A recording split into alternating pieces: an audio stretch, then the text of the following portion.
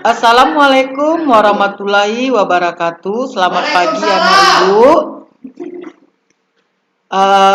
Pagi ini ibu berharap kamu tetap semangat ya. Walaupun pembelajaran kita melalui daring, tetapi ibu yakin kamu pasti semangat ya. Untuk kelas 8 semester 1, kita akan mempelajari tentang sistem gerak. Jadi sebelum kita belajar tentang sistem gerak, kita harus tahu dulu apa sih yang disebut dengan gerak. Nah, ya. Jadi yang disebut dengan gerak itu adalah ya berpindahnya suatu benda dari satu tempat ke tempat yang lain. Itu yang disebut dengan gerak. Ya. Jadi dari posisi yang satu dia berpindah ke posisi yang lain, itulah yang disebut dengan gerak. Kemudian apa saja sih yang melakukan gerak? Jadi yang melakukan gerak itu adalah semua makhluk hidup. Jadi semua makhluk hidup itu melakukan yang namanya gerak. Makhluk hidup itu apa saja? Pertama, manusia, yang kedua, hewan, yang ketiga adalah tumbuhan. Untuk manusia dan hewan, itu gerak yang dilakukan mereka itu sama, yaitu gerak yang berpindah pada tempatnya. Tetapi untuk tumbuhan itu tidak sama. Kenapa? Karena tumbuhan itu walaupun dia melakukan gerak, tetapi dia tidak berpindah pada tempatnya. Oke anak ibu? Oke ya, sekarang kamu perhatikan PowerPoint yang ibu tampilkan. Ya. Nah, pertama kita akan lihat dulu pokok bahasan kita. Ya, seperti yang ibu katakan tadi, pokok bahasan kita itu adalah sistem gerak pada manusia. Kemudian kita lihat dulu, apa sih tujuan kamu mempelajari sistem gerak pada manusia ini? Pertama, kita harus memahami gerak pada manusia. Ya, gerak-gerak yang dilakukan oleh manusia itu dipengaruhi oleh apa? Itu harus kamu tahu. Yang kedua, kamu harus memahami berbagai gangguan. Ya, karena pada gerak manusia itu ada yang dikatakan dengan gangguan pada sistem geraknya. Dan bagaimana cara menjaga kesehatan pada sistem gerak manusia. Oke. Kemudian selanjutnya. Ya.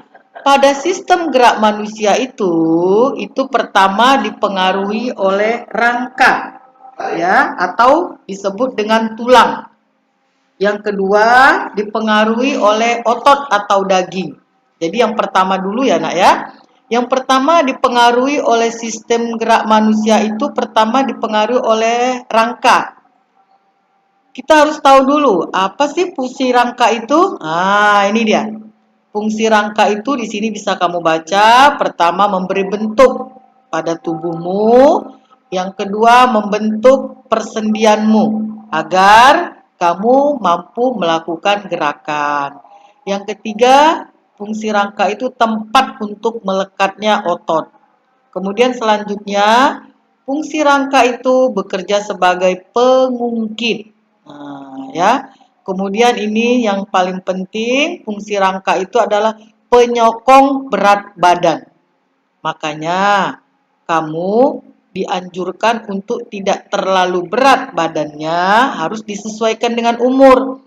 Karena berat yang berlebihan tidak sesuai dengan umurnya, itu bisa mempengaruhi kerusakan pada rangka tulang manusia. Oke, ini selanjutnya. Ya. Melindungi organ-organ tubuhmu seperti otak, sumsum tulang belakang, jantung, dan paru-paru. Ya. Kemudian pembentukan sel-sel darah dan pembentukan sumsum tulang. Nah, ini yang paling penting, menyimpan kalsium. Makanya kita dianjurkan untuk makan 4 sehat 5 sempurna. Gunanya untuk apa? Supaya rangkamu bekerja dengan baik dan penyakit pada tulang rangkamu itu bisa apa ya bahasanya ya, tulang rangkamu itu bisa bekerja dengan baik. Oke anak ibu. Nah, ini selanjutnya ya. Ini ada ibu beri PowerPoint. Nah, untuk rangka manusia. Rangka manusia itu terbagi dua, nak. Yang pertama disebut dengan rangka aksial. Ya, rangka aksial. Di buku juga ada loh. Kalau kamu punya buku mandiri ada di situ, ya. Yang kedua adalah rangka apendikular. Nah, untuk rangka aksial itu terbagi atas. Boleh dilihat di situ. Dah, kamu lihat ya. Tuh ada tulang rusuk, tulang dada, tulang belakang. Kemudian ada rangka apendikular, ada tulang anggota gerak atas dan tulang anggota gerak bawah.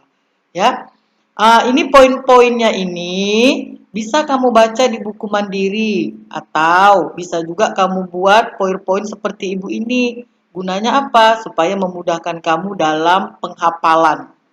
Ya, kadang kalau kita membaca buku, kita malas menghafalnya.